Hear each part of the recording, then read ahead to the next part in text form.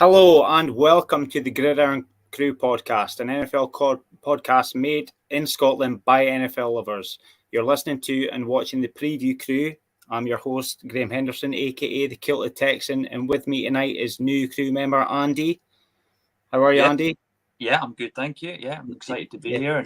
Yeah, looks like a good schedule we've got to delve into. Yeah, so we're Week 9 Preview Crew.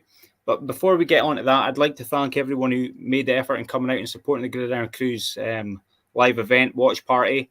Found it was very successful in that, and really appreciate everyone for supporting us and getting it off the ground, and look forward to many items to come. As we look at Week 9, I'm just going to say off the bat, I'm hoping that the NFL, for some teams this week, isn't a Halloween horror show like it was for my Texans team last night. I'm just going to get that out of the way so we can move on. But if you want to like, subscribe, and follow, you can with the crew on Twitter, Instagram, Twitch, YouTube, and all the usual suspects for the preview crew tonight. Sorry, I'm hammering on here. I'm a bit nervous tonight, but we'll get through it. Andy, I'm wanting to start off with the Panthers and Saints game tonight as our first game, if that's okay. Opening thoughts at all on this matchup? I don't have a lot to say about this one. I think statistically we could be looking at the two worst defenses we've got in the league at the moment. So, but does that even mean points? Because what have you got on offense for the Panthers? I don't think Jonathan Brooks is scheduled yet to make his debut. I know that's probably Panthers fans out there probably hoping that he can come in and maybe spark the offense a wee bit alongside Hubbard. But I think Derek Carr returning, you've got to think the Saints get this one over the line. Yeah, you've got to look at it that way. Bryce Young, I think, starts again this weekend. He seemed to spread it about last weekend, even though they didn't get the win. But he managed to move the ball about, and he found a few targets, a lot of different targets. I think Jalen, Cocker was his standout receiver last week. Helped him out a lot, but with Carr returning, you've got to favour the Saints in this one. I think they've got to break that streak. How many games is it? They've lost a 6-game streak or something. They're actually heading in with a worse game losing streak than the Panthers. They've lost 6 in a row, and the Panthers lost 5 in a row. And just in game planning wise, is it just give the ball to Alvin Kamara whilst Carr sort of returns to practice? You're going against, I think, the league's worst rushing defense, so hand the ball off to Kamara and just hope you can get through this one. There's a lot of teams coming into this week that are sitting 2-6 and just must win games, and the Saints, I think, are just one of those ones just to stay relevant for another week. Yeah, which is it's funny, like, because they showed so much promise at the start of the season, and this is almost like gotten away from them very quickly. I've got them as heavy favourites, the Saints, in this one. The Panthers have just looked not very good. Like key injuries that I'm reading here is left tackle Icky. I think he's out. That'll be a big blow. You need that protection on left tackle on your blind side. A huge one for them. But looking at it, just Kamara and Hubbard have got such similar yardage, for running backs to like support their quarterbacks. They're pretty similar in stats and numbers and stuff, but Kamara edges it, and I think with how bad the Panthers defense probably is, that's what gives me like the Saints having the edge in this one. Yeah, I'm with you. I've got the Saints winning this. I think they head into this 7-point favourite, something along that line. So you're probably with most, and you're thinking that they're heavy favourites. If the Panthers are going to win a game, though, this is probably the one they've got circled, in all honesty, with the sort of injuries that the Saints do have. But yeah, I'm with you. I've got the Saints taking this one home and just getting themselves to 3-6. Do you have any sort of score prediction you want to put on this one? Well, the over-under, I think, as well, it's about 43.5. I don't know if I'm even seeing them getting near that. Maybe Saints win it by a touchdown, but low scoring. Yeah, I have it just off my head, I'm actually going to give them more of a chance of scoring some points here. I'm going to give them 20, and I'm going to give. I actually think the Panthers might get 10, so it would be like 20-10. I've got it down as, just because Panthers actually surprised me with how well they scored against the Broncos defense last week. So I'm going to give them an opportunity to have a shot in this one, but still not enough. Yeah. Because it's one of those games that's so poor, I think it's hard to spend a lot of time on some of these teams, just because they don't bring a lot to the table. So let's move it swiftly on to maybe like one of the games of the week for rivalry, Bills Dolphins. Yeah. It's a tough one, really, isn't it? Because the Dolphins, they've had a few weeks of just chaos, really, and obviously the lingering question of Tua's health. He came back. I thought he looked good. He did look good. A lot of quick throws, just getting them out to sort of playmakers, trying to get them to do the work rather than him sort of hanging in the pocket. But you're going up against the Bills, one of the informed teams in the whole of the NFL, and I don't see past the Bills in this one. I don't think the Dolphins travel well to Buffalo. I think the last sort of since Allen's been drafted, it's something like 15-2 in favor of the Bills. So it's not looking favorable for the Dolphins this week. But you never know. Yeah, you never know when it's this kind of rivalry that these two seem to have. Tua as well. Like I'm still concerned about Tua. Like just not his playing ability, but his health. You know, I think he suffered a few concussions at Buffalo, if I'm remembering right. So that must play on his mind, or what he has left of it anyway. When he goes up and plays in these games, and he maybe feels he has to take the game on his back, and that worry of getting re-injured again in that manner, and how many more does he have before, you have to wrap him up in bubble wrap? Like we had a tight end play for us, CJ Fedorowicz, and he got like had 2 concussions in a season, and he called it a day.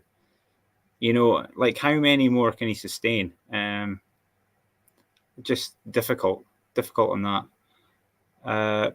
But what do you think the Bills have to? Do you think the Bills have anything to fear with Miami at all? Inconsistency and complacency. Overconfidence. There's always something to fear, especially when you've got Tyreek Hill on the other side of the field. I think he does come into this game on the injury report questionable, I believe, potentially like a foot injury of some sort. Okay. But you've got Hill, Waddle, and you do have running backs in Miami that can sort of carry the offense when needed to. So yeah, you can't come into this thinking that you're just going to sort of steamroll over the Dolphins. Their season's on the line as far as they're concerned. So this is almost a all or nothing type game, really. You faltered, 2-6? You kind of seen yourself out of the playoff picture already. I don't know where you go from there. Do they then turn into a team that's looking at the trade deadline as maybe selling 1 or 2 assets? I'm not sure. Yeah. Where are they looking at this point in the season? Because I think the Bills are like 4 games up on everyone else in the division at this point, and so that's where I think maybe the overconfidence can maybe come in. You're keen at home. I think they haven't been beat at home this year or whatever. You can get overconfident in that, especially against a team that does have explosive playmakers. So yeah, I'm with you though. I think we both agree. Again, Bills probably heavy favourites for this one. As a score prediction, I've no idea. I think it could get ugly because the Bills have been pretty. I think they've been pretty even on offense in the last couple of games. I think they're playing complementary football at its best just now, and that could be a worry for the rest of the league. But your Bills, yeah. Bills, yeah. I think they're giving them 6 points. I might fancy the Dolphins to cover the 6 points though, in maybe a bit of a closer game. Well, they don't tend to do well out in sort of colder weather type games, do they, Dolphins? But No. yeah, I can't. You can't go against the Bills in this one. Okay. Yeah, same for me. Bills, don't want to put a number on it, just because it could get away. It could definitely get away. Okay, well, we'll move on to our third preview of the night. Giants Commanders.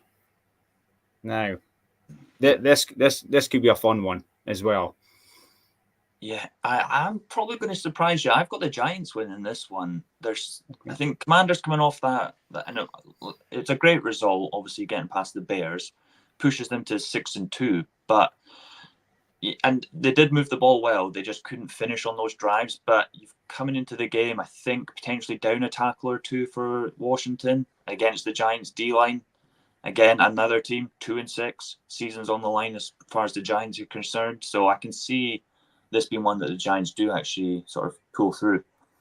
Yeah, I've seen that somewhere that Jaden Daniels had said somewhere that this is going to be a far different Giants unit that he's going to be going up against from their week 2 meeting, because the defense is really growing as the season's gone. Offense, maybe not so much, with Danny Dimes or, with his inconsistencies, we'll say. But the defense certainly has kept them relevant in a lot of games. And you never know, like the Commanders have been very good. Bears took them to the wire last week, obviously. But those Hail Marys can go anywhere. Like that tipped ball at the end could have went anywhere. So you can't just rely on that being talent. That's more luck than anything. And how much luck do you get in these games when you're playing it? One thing to note is I think the Scottish Hammer's out in this game. Yeah. So yeah, that's one link to the old crew that will be sadly missed on game day. So we'll like to see our Scottish players doing well, obviously, making a name, flying the flag. But yeah, I believe he's out. So yeah, I don't know. I think I'm going to maybe go against you on this one. I think the Commanders will keep it rolling. They'll keep it rolling, and they'll get the win. Go to 7-2. But yeah, I'm firmly with the Commanders on this. Yourself, you are with the Giants, yeah. Yeah, I most people will be Commanders, and it's fair enough when you look at the statistics coming into the game. I think Daniel Jones, at 5 games he's played in this year, he's not thrown a touchdown pass, so it's kind of going against the grain in my selection. But Giants always seem to just few results a year. They just bring the defense. The offense does enough, and they sort of pull off these. Well, I don't know if you'd go as far as call it a shock result at the moment. It probably is at the moment, given the way the Commanders have played. But and Jaden Daniels has been lights out, but at the end of the day, he is still a rookie and going against a bit of a formidable sort of front seven or so for the Giants. Well, the Giants are at home, aren't they? Yep. So can they do what the Jets did? The Jets were 2-6, were they not? Yep. The Texans were 6-2. That's the same records here at home. Can they do what the Jets did and grind out that result? So it's not as if it can't happen on that turf, because it just did. So yeah, I'm if you're selling me, I'll believe it. I'm open to any sort of results here. I'm maybe just being a sheep and following that kind of line of thinking. But no, it's good to have that kind of difference of opinion in that. We can move swiftly on again. Yep. The next game I've got, Browns Chargers. That's the next one I'm looking at just now. That result last week was massive for the Browns, wasn't it? Going into this week. Yeah, it was. It was a tough game. It's one of those games, when the Ravens just seem to drop one of these games or two of them in a season, where you kind of scratching your head by the end of the game. You think, no, the clear favourites heading into it, and yeah, they kind of lay a bit of an egg. So, but it's to the Browns' benefit, really, isn't it? Jameis Winston did what he had to do. Yeah, so Yeah, well, Jameis Winston's a funny one. He's like a journeyman of the league. He kind of just dots about, and he can come up with results anywhere at any time. And he seems to have like invigorated the Browns team. You know, they all seem to like him. Like I know one or two Browns fans, and I work alongside a Browns fan, and over the last few weeks, he's almost said that like the offensive line have almost looked like they've been moving out of the way just so. It's almost like they want Deshaun Watson to have been knocked out, and so they've taken the decision out of the coach's hand, and they've put in the hands of hopefully like the gods getting him injured, and then they can get in a quarterback that they want to play for, and that can be massive because they went through like was it 5 QBs last season, finally settled on Flacco, and they did really well under Flacco. So this team might have been looking for an alternative option under starter at quarterback, and they've maybe got that. Yeah, it's all following on from what you've said, it's almost, you don't want to say it because it's a bad injury, but it's almost like a blessing in disguise for the organization because they can move past that whole, oh, are we benching Deshaun Watson this week? Is it this week? Is it this week? After sort of loss after loss, and I don't know if it's much as it's Winston that's sort of reinvigorated the team, or was it just any quarterback could have come in and reinvigorated the team? Because, like you say, the play, like even you mentioned the offensive line, but the receiver, some of the drops of Watson, it was almost like they were just sort of letting it bounce off their hands. Yeah. Like, almost acting as if they're going for it, and then, oh, well, I'm not putting my body on the line for one of those sort of, and just not putting their all into it. But yeah, again, 2-6, another team. You've probably got to win this if you're the Browns, this week, based on the fact that, yeah, the schedule doesn't get too much easier. I mean, it's not as if the Chargers is an easy game, but and it's an interesting one, isn't it? Yeah, and it's just about keeping pace, isn't it, with the rest of your division? So much so, like that AFC, their AFC North, or not? Yeah, AFC North is a tough division every season. It's probably one of the hardest divisions in the league.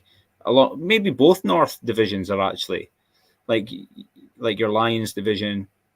It's the same, like those are tough divisions, and you have to keep your foot on the pedal all the time. And if you lose any sort of results, you quickly fall away, and it's hard to catch up again. But the Browns, they've got Nick Chubb, who's looking more and more like his old self, which is amazing after what he's obviously gone through with the injuries and stuff. So they can be a really exciting prospect going forward. And this game itself will be really interesting. Like I take some notes down and stuff, and like for the Chargers, their right tackle, is it Joe Alt? Yeah. His weeks get no easier. Like is Myles Garrett this week. Another tough test for him, but he has gone through Crosby, Watt, and Jones. Now he's got Garrett. Like, this is a great learning curve going forward to build a decent player out of this. If he comes through all these games, and he's done well against them all, I think, that bodes well for the Chargers' future. Maybe not so much this week, but their future. And he stood up to every test, like you say, he has. And that's what Harbaugh wanted. That's why he picked him where he picked him, because that's what he envisioned. Running the ball with I think at the moment, top 7 offensive line. So that, like you say, the teams that they come up against, they tend to be up against these sort of elite pass rushers. So they've got 2 good tackles, don't they? An offensive line that, like I say, they can run the ball behind. And then you're not asking so much of Justin Herbert at the moment. But going up against a top 5 D-line in the Browns, I think they are without their 2 starting linebackers, though. That might come into play, though, to be fair, because they do get good play normally from the front seven. Yeah. So it's definitely going to be a factor in this one. Yeah, there could be soft spots to be exploited. Mm-hmm. Yeah. I'm favouring the Browns in this one personally. I don't know about yourself. Just off record alone, I know that the Browns have had a rough run of games, but they'll be lifted by last week's result, and that's why I can see them building on that. And the Chargers, I can't see them breaking their 2-game skid. I've got the Browns as well, actually. Yeah. Probably a close game. I think the line's pretty close in this one. Maybe a point either way.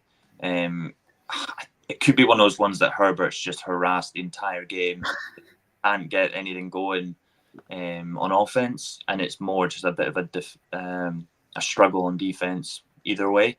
Yeah. Again, maybe another low scoring affair. Yeah, could be. Easily could be. We'll just have to see what Winston turns up this week. Well, that's the biggest question, isn't it? What version of him are you getting? Because let's be honest. Last week he could have thrown 3 or 4 interceptions with the way there were some opportunities there for the Ravens to sort of take the ball away, and they didn't. Yeah, but on a side note, I think like the way he had his due last week, it was almost like he was Megamind, because it looked like he braided brains on his head. So it's like he knew what he was thinking and dreaming up last week. And we should probably try and we'll speak to like Keith and all that on the crew. We should maybe get him on for a pep talk one day. I'd love a Jameis Winston. Yeah, I am a big Winston fan, just for the sort of everything that comes with him. Yeah. So we'll go Browns, eh? Yep. Winston and the Browns. I like it. Next, I'm moving on to the Falcons, and a team I'm not particularly fond of, for all reasons considered, because they're still the second best team in Texas, the Cowboys. Sorry, Cowboys fans. This one I'll let you go first on this one, Andy. But your thoughts on this one? I've got my own. Funny you say that. Cowboys are the one team I want to beat every year if we play them. I don't know what it is. We'll be good friends. It might have been years of watching Skip Bayless that's done that to me, but I'm just not. Yeah, I'm not a fan of the Cowboys. And heading into this one, it's a tough one, really. Again, they're sort of lingering, but it's just not really happened for them this year. And I don't see it this week at the Falcons. Again, Kirk Cousins, what version are you going to get of him? If he turns up and he's spreading the ball around like he sort of did last week, I don't see the Cowboys sticking around in this one. That's the thing. Like the Kirk Cousins, like he can turn up one week and throw like 1,000 yards, and then the next week he's just totally off the boil. It's hard to know what you're going to get with him. The thing that's key for me and the notes that I was looking at earlier today was just how much more consistency Dak Prescott has to find. He has to be far more consistent with the ball. He's throwing multiple pick games. I think it's 3 in a row that he's thrown. That must be banging his confidence something rotten. So, and that's after being paid big money. And how often have we seen like these? And I think I've spoke about it on maybe a review show about Dallas's woes with the guys who have been paid. They just aren't turning up anymore. But it's almost like they're not as hungry as the teams that are coming in anymore. Like, I don't know if you agree with that statement, if that's just me spouting off because it's the Cowboys, but I'm not sure. Is it just the pressure's got to him after getting paid that he is now? Because it was sort of lingering for a while. Well, do you pay him? You've also got CeeDee Lamb, Micah Parsons as well, and there was sort of murmurings about they might not actually pay Dak and they'll move on. But he's got the money now, and now he is the man for sort of the next however many years. And I don't know how much Dak's not played. Has not played great. It just feels like the sort of supporting cast he used to have around him just sort of slowly crumbled away, and maybe that starts with the offensive line just not being what it used to be. Because when he first came in, they had, what was it, Zach Martin, and you had Smith left tackle, and they were sort of rolling. They were sort of renowned as well for having that sort of offensive line in front of them, which doesn't really seem to be there anymore. But if you try to be positive for Dallas, I think they're 3-1 on the road this year, so maybe they prefer playing out with sort of Dallas. You just maybe prefer playing away from home. Yeah, this season, there could be that home hoodoo that they're suffering with, because the fans are turning on them quick, and they're not just playing against the away fans; they're playing against their own fans. So that could be a huge factor in it. It would be big for them, I think, if Parsons does play this week. That'll be a huge boost. I'm not sure. I think I'm seeing he's still questionable. So yeah, I don't think he's likely to play in this one. Maybe I don't know if they're next week, but I think it's looking like he's not going to be available, which again is just not what they need right now. Especially you're going up against Bijan Robinson and Tyler Algier. I think combined about 900 rushing yards or so, and Dallas has one of the worst rushing defenses in the league. Yeah, so, I think they're second worst. Yeah, so it's an obvious one, really, isn't it, as to sort of maybe what Falcons are going to do game plan wise. You do get Rico Dowdle back, but I don't know if that's a massive boost. Yeah, I've not seen much. He's flashed a wee bit. Certainly better than what sort of Ezekiel Elliott's brought, I think. But I don't know if that's going to be the difference in this one. I've got the Falcons winning this, maybe by 5-6 points, something like that. Okay, so quite comfortable. Yeah, it's like that could be a fantasy one for people this week, is to start Bijan if you have him, because Dallas have been so bad against the run. So that might be a little insider tip you've just given everyone. No. That's fine, because he's on my team, so I'm yeah, there you go. And the way that Dak's struggling as well, I've seen that Atlanta Falcons, Jesse Bates, he's coming off a couple interception games. I think he's had 3 forced fumbles this season.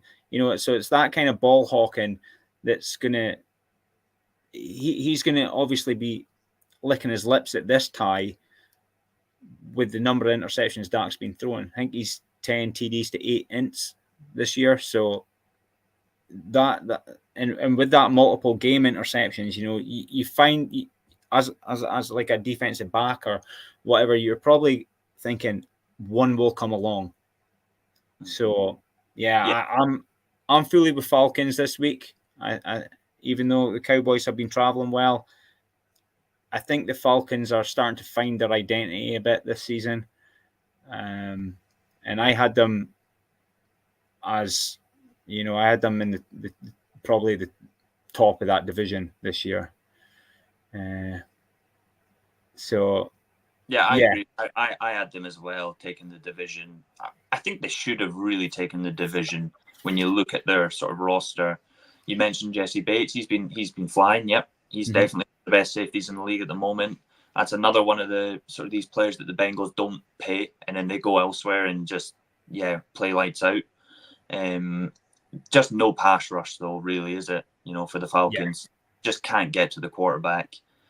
Will that change? Maybe this week. I don't know. We'll see. Yeah, and probably pressure is what's been key to Dak's interceptions. So if you can't cause pressure, you're not going to force the turnovers. So that could be key. Okay, so I'm Falcons. I'll agree with you. I think it's going to be like that kind of, is it 5-6 point swing? Yeah, I think it's going to be that much of a golf in this game. Moving to the next one, like you said earlier, this might be like one of the worst ties of the week. I have this game as probably the worst tie of the week. Titans Patriots. Just two teams just toiling along this year. Titans in all sorts of world of hurt. Patriots not much better. They had a glimmer of hope there for a couple of weeks. I'd really hope Drake May was going to be playing, and I was actually hoping Levis was playing because it could have been the Mayo Bowl. But yeah, can you see anything about turning this game on, or is it, if you support either of these two teams, watch Red Zone instead? I'll be watching Red Zone, but I obviously watched the Titans last week because they played the Lions, and honestly, they were hanging about. I think it was 14-14 for a while, and they genuinely. The way the score ended, okay, it was a blowout, but it was special teams that killed them. It wasn't really the defense is still, I think, total defense. They're still first in the entire league. I don't think Goff got over, was it 100 yards or something passing? Although he didn't need to really throw the ball out, but they still have players on defense. And Rudolph did throw the ball fairly well. Ridley went crazy in the first half. I think he had ridiculous number of receiving yards, about 150 or something. I'm not sure. Or I think he ended with about 140 yards. So there's some bright spots on the Titans roster. I think May and Lev, as you mentioned, I think they're both heading into this one as questionable. So I'm not entirely sure who's going to be at quarterback. Does either team really want to win this one? Do the Titans want to win this? I don't. Probably not at this point. Nah, I don't. More so the Titans than the Patriots. I'm not sure if I read the article right, but I think the Texans, chairman, the Texans manager of operations, like your Nick Caserio or whatever. I can't remember his name, but I think he pleaded with the fans to stick with them, and I don't think it really went down well because of the product they've been putting on the field. But sometimes you have to go through this hardship. The Titans have a lot going on just now, on and off the field. They're currently building their new stadium just next door. Is the organization looking towards that more? Are they looking to maybe tank a little bit so they can have all these new shiny toys for when they get their new house? There's all these factors, and I think if they can just get through a couple of bad years, because I think they will suffer a couple of bad years, they'll be okay. But currently, just now, I thought they'd struggle a lot worse after trading Hopkins away. To be honest, I thought Hopkins was a steady pair of hands there. I thought he was a really good player for them, but I just don't see where this one was going. I actually wouldn't be surprised if the Titans edged it in this one. I've got Titans as well. This could be one of the ones, maybe a 10-point win. Titans. Really? I've got something. Yeah, there's something about this game. I'm just not really. I'm not in on the Patriots at the moment. It's two first-time head coaches. Callahan needs something. Just like you say, keep the fans sort of on side, or at least show something. Some sort of progress. They're going to be without Snead again, cornerback, who sort of was one of their star acquisitions at the start of the year.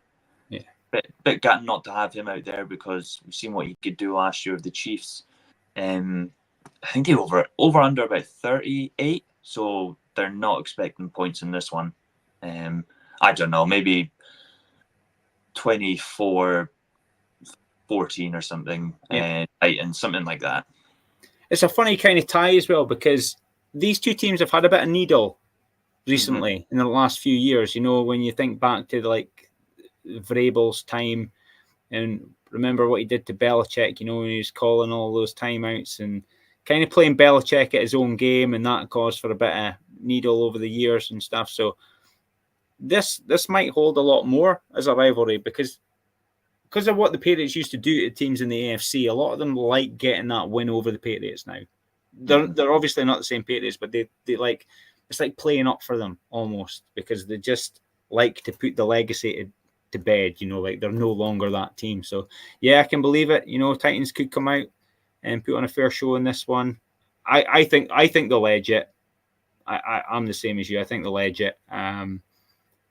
Probably the same kind of point spread you've said for me. Yeah, so we're kind of on the same page on a lot of this. We could go against each other, but see, when the games are just showing the way they are, you just got to go with it, don't you? Yeah, I agree. I just got a feeling that you might actually flick on Red Zone this week and you're seeing the Titans pop up more often than you sort of usually see them pop up, and in good ways, not in bad ways. Not Will Levis doing something bizarre. So yeah, I can see them putting some points up this week. Well, this will be an interesting one for me, because this will be a red zone week for me, because I normally get my Texans on at a 6:00 game, so I just kind of watch them and then that's that. But no, I'm going to keep an eye on for seeing a lot of Titans highlights this week. Next game, Bengals against the Raiders. Andy, what are you thinking on this? Well, yeah, this is the kind of game that the Raiders tend to turn up to, sort of an away game against, good quarterback that you kind of expect them to sort of, maybe the Bengals to run away with it, and the Raiders always just sort of hang about, sort of, how they beat the Ravens earlier this year, and everyone's sort of surprised. It's got that kind of feel to it, doesn't it? Yeah. Might actually be looking at the sort of the trade-off game. Whoever loses might trade away, an asset. If the Bengals lose, they're going to fall to 3-6. Do they then maybe think about? I know there's been speculation about Hendrickson trade talk. If the Raiders lose, the 2-7, does sort of any sort of trade talks pick up for Max Crosby? They've said that they've got no desire to do so. But if a mad offer comes in, then you're going to pick up the phone, aren't you? Yeah, if the offer's too good, you're going to listen. Yeah, like I've got this headlined as the battle of the don't get aways, because if neither team does anything, the season could get away very quickly, which then leads on to what you were just saying there. Do they start looking to trade some assets away because the season's done for them? And people will be looking to pick the carcasses of these teams. Yeah, I know. And on the flip side, whoever wins this one, okay, now can we build on this? Can we now maybe actually have a look to get back in the playoffs? I still see the Bengals as a playoff team because of what they have in terms of their sort of star assets. I don't think they'll have Higgins in this one or Orlando Brown, their tackle, but it's still a must win. The last couple have been must wins, and I know they haven't got it across the line, but this one is, you cannot fall to 3-6. They're 0-4 at home at the moment, though. It's quite surprising, isn't it, when you've got Burrow under center? Yeah, it must be very frustrating for Bengals fans at home games to see that, knowing the potential that they've got and the way they can move the ball. I've seen some stats about like the Raiders. Is it Madison, the running back? I think last week he had 1.1 yards per carry. Just woeful. If that's your RB1, just you are not getting that ball moving at all. So the Bengals will maybe think that they can stuff the run and move forward. But it's hard, because what has went wrong with the Bengals to put them in this position? Well, you've got injuries on the offensive side of the ball. Defensively, they're 24th sort of total defense. Both sort of teams are allowing over 26 points a game, I think it is. It has been the defense that's let down the Bengals, really, because Burrow's played pretty well. He probably not played to the sort of level he wants to be at, but he has been one of the better quarterbacks in the league, and they're still not getting, results, which is. It is worrying, but at least he is playing well. It could, if your defense doesn't turn up and your quarterback's not turning up, then you've got real concerns. So I still have faith that they can turn this one around. Yeah, same. Prediction for this one, Bengals? Yeah, I'm going Bengals. They're favored by a touchdown, but like I said, it's the kind of game I think the Raiders might play a bit close. So I'll take Bengals, but I think Raiders could cover this one. Yeah. Okay. Yep. I'm going with the Bengals. I just think they have to get one at home at some point. Mm-hmm. So why not this weekend? Yeah, and it's 45.5 points. What are you doing? Over under? What do you think? As a score prediction. Yeah, as in the total points, 45 and a half. What would you say over under? Over. Yeah. Yeah. We'll soon see. Yeah. I'm not much of a betting man, No. you know. So yeah, I'm probably the last person to ask, because if you ask me, Mr. 50-50, I'm usually 50% the wrong way. So fair enough. Move on to the last game that we are going to cover in the early slate: Ravens against the Broncos. This could be an interesting tie. This one, personally, I think this is. Again, I've got another header on my notes. This is the tale of two teams. You know, both 0-2 start, but different sides of the ball have carried them to where they are now. And it could be a really interesting matchup, this one. What's your thoughts on that? Yeah, I had the same thing written down, that they both started 0-2, and now they find themselves 5-3. Broncos have been, I think, 3-1 on the road, which is pretty good, all things considered, heading into this season.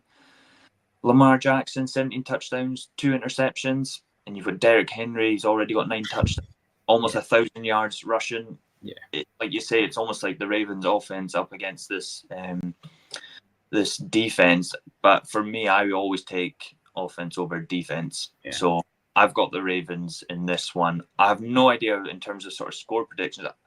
I think it's the biggest favourites heading into this week, actually, is the Ravens, which is surprising considering Broncos' sort of form. It's going to tell us a lot about Bo Nix, though, isn't it? Yeah, I think so. I think we'll learn a lot about him going into this game. But sometimes, do you not think, though, that although the Ravens' offense is so good and the Broncos' defense is so good, it's sometimes the other side of the ball. Like, it's how the other two face off against each other that can be the telling key. Yeah, because the Ravens' defense has been below what we expect of them. Yeah. And the Broncos' offense, I think they've exceeded expectations, but that's because I didn't think the expectations were overly high. It was just about not turning the ball over, be consistent, try and see if we can run the ball, which they've shown that they could do last week. Yeah, that might be. I think you're right. It could be whatever one of those units steps up could be the difference in this one. But for me, I've still got the Ravens. They're the one team in the NFL that I just have the most confidence in. I don't know why. Yeah, I do know why. I mean, they have Lamar Jackson, but it is the one team that I'm normally confident in. It's still, and you know, I seen it last year when we played them as the Lions. We just got absolutely torched by them. Yeah, it's the one team I wouldn't want to face. Yeah, I'm not looking forward to facing them later on in the year. I'll tell you that much, especially just after facing Kansas the week before. So, I'm going to go with the Ravens on this as well. I just seeing what they've been doing lately.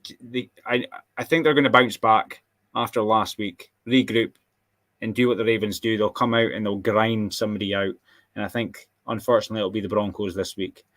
I've got them just running away with it and probably using their ground game to do it. So I've got the Ravens winning this one comfortably this week. Yeah, I'm the same. But it's no knock on the Broncos, because I've been quite impressed by what they've sort of assembled. And the future does look bright if they can add maybe a couple more difference makers on the offensive side of the ball, a couple of playmakers. They could be looking good sort of long term in the next sort of few years. Okay. Just quickly before we wrap up tonight, or episode 1 of the preview this week, do you have your biggest boom or your biggest bust? We'll go for both. Who do you think will be the biggest boom for our early slate games? Biggest boom? That's an interesting one, because I think the Titans. I don't know why. There's something I don't know why, but for some reason I feel like they're gonna just I don't. Like I say, I don't know if they even want to win this game. They're 1-6, but I could see them putting up 30, 40 points or something, and just everyone sort of scratching their heads thinking, where's that come from? Yeah. So yeah, bit of a meaningless game, but yeah, I'll go for that. Okay. Biggest bust? I'm looking at the slate in front of me here. I don't really have I think Cowboys potentially. That's maybe more. I don't know if I'm wishing that. Yeah, well, honestly, that's who come to mind for me. Yeah, I think Dak's going to have a horror. Yeah, it's just for me. Yeah, it's a tough one to pick up at the biggest bust for the early slated games. But if I had to pick, I'd go Cowboys. Yeah, I think that I'm looking at boom and bust being both in that game. I think Bijan's going to go, he's going to go crazy, and Dak's going to be a bit of a bust. Yeah, if you're watching this, you can give your comments on our opinions on that. But Cowboys fans, please feel free. But yeah, no, I totally agree. The Titans did come to mind as well for a boom for me. But no, I think we've pretty much done a good job of covering that tonight, Andy. Appreciate you. I'll just do a quick sign off here, and just saying that'll bring to an end our first episode of Week 9's preview crew to a close. Thank you again, Andy, for joining me and helping me through my first time hosting a show. Pleasure talking with you. You know, very insightful. Certainly know your stuff. Keep me informed, educating me as well. Like that. Easy to talk to, bud. There will be a second installment later on this evening if you want to join in on the live with I think it's Studs is hosting that one. So if you want to listen in to the late slated games later on, please feel free. I think that's on about 10:30 tonight, maybe around about that time. But remember, you can keep in touch with the crew via X at Irn-Cru, on Insta, grid_iron_crew, Apple Podcasts, Spotify, and wherever you get your podcasts from. And please help grow the community and like and subscribe to us. And please keep in touch. And that's me and Andy signing off this week on the preview show. Thanks very much, guys. Thank you.